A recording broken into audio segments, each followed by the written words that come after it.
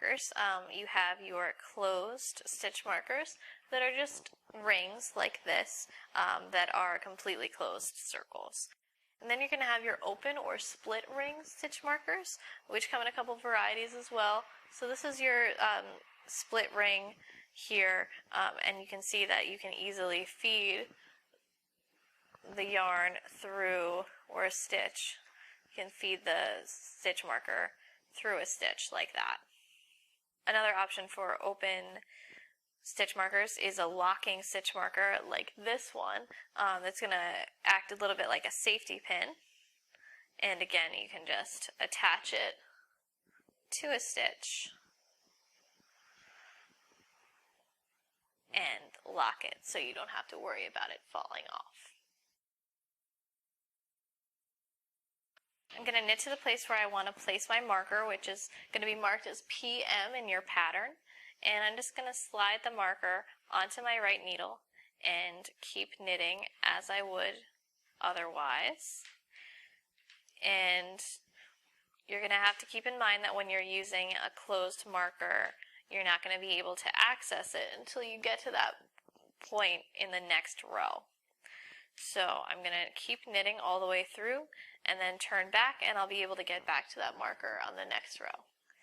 And then you're just going to slip it. So this will be marked as SM in your pattern, and you're just going to slip it like you would slip a stitch. And then just keep going. And you'll see it again with each row until it's time to take the marker off. You can use a split ring or open marker in the same way. Despite the fact that this marker will open, I can still slip it on my needle the same way and use it as though it were a closed ring marker. The difference is that if I need to take it off, all I have to do is unlock it and slide it off. The great thing about the open stitch markers is that if I notice that I've made a mistake, all I have to do is wrap the stitch marker around the stitch, and then when I knit back to that stitch, I can drop down and fix it. You can also use the open stitch markers in both knitting and crochet to wrap around a stitch and denote the right or the wrong side.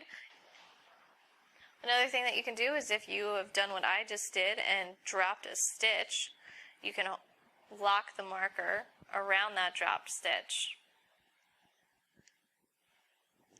so that it doesn't continue to unravel, and it's easier for you to pick up when you get back to it on the next round.